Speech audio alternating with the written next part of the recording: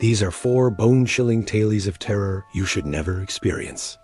Viewer discretion is advised for this video, as some of this video may be offensive or disturbing. We, the makers of this video, in no way support or condone the actions of the subjects featured. Number 4. The Hookman. I was only 17 years old when this happened to me. I had recently moved to California to start college. I was living in a sorority with 3 other girls that I didn't know too well.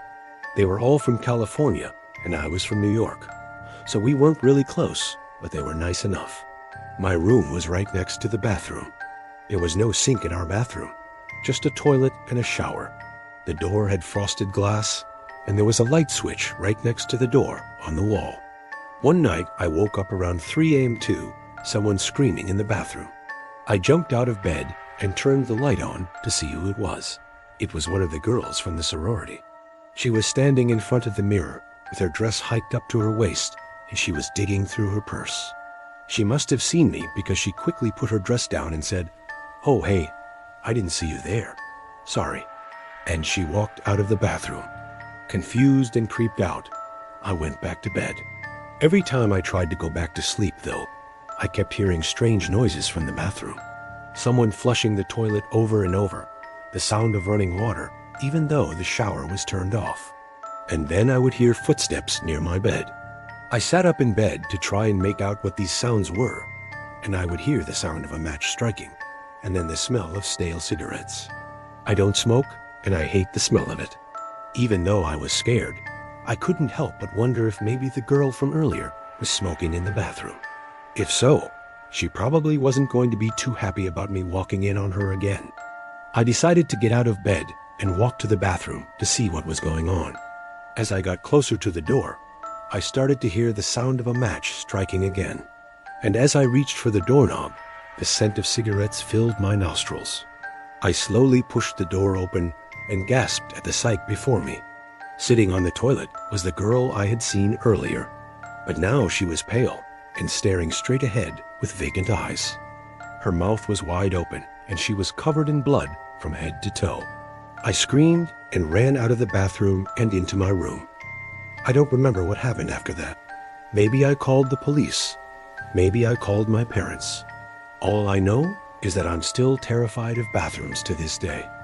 No. 3. House of Horrors. My first apartment was in a large city. It was cheap because the building was kind of run down. The apartment itself was fine except for the walls.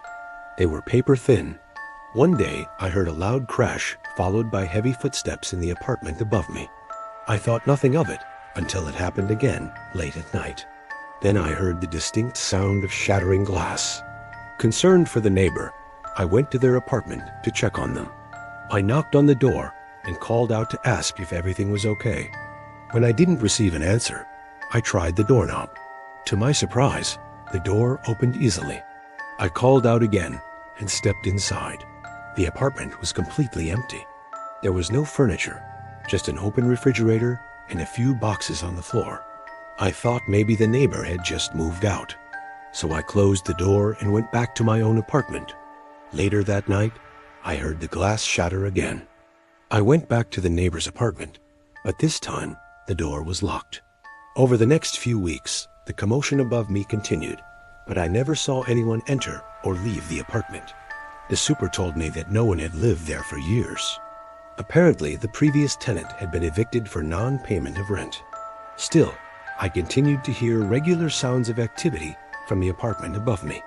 Footsteps, voices, coughing, even the flushing of a toilet. It drove me crazy. I couldn't take it anymore. So I broke my lease and moved out. Number 2, the abandoned house. I was home for Christmas break from college. On the first night, I told my family I was going to my room to use the computer while they watched TV. However, I had other plans. I snuck out of the house and walked to an abandoned house nearby. No one had lived in it for years, and most of the town believed it was haunted.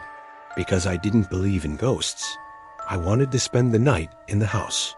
After dark, I pried open a window and climbed inside. The house was freezing cold, so I decided to go downstairs to the basement stairs for warmth. That's when I heard chains dragging metal moans.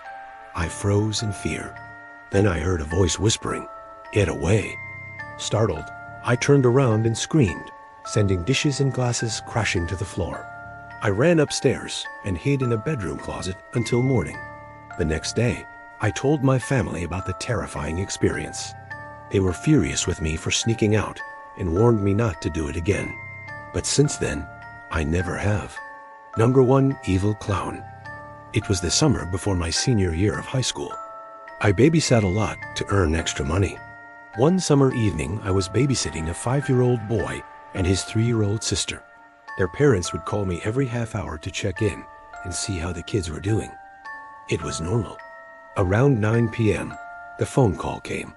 But this time, the mother asked she could send her friend over to drop off a bottle of wine she had forgotten on the kitchen counter. I agreed and told her to have her friend come in through the garage. A few minutes later, I heard the garage door open, and I peeked through the crack in the door to see a man standing in front of him was a tall, skinny man wearing a dirty white suit and a bright orange wig. I was confused. He looked like a clown. The man smiled, revealing teeth that were far too sharp for a human mouth. Before I could react, he reached out a hand and beckoned me to come closer. I took a step back. Then he lunged toward me. I screamed and slammed the door shut. I could hear the man on the other side of the door growling. Then I heard the sound of scratching as he tried to get inside. I ran to the kids' room and locked them both inside. I don't remember what happened after that. Maybe the parents came back soon after, or maybe it was a few hours later. All I know is that when they arrived, they were very angry at me for leaving the kids unattended. They didn't believe me when I told them about the man in the clown costume. And to this day, neither the parents nor the kids will ever speak to me again. Thank you for watching. Please stay tuned for more content like this. Have a great day.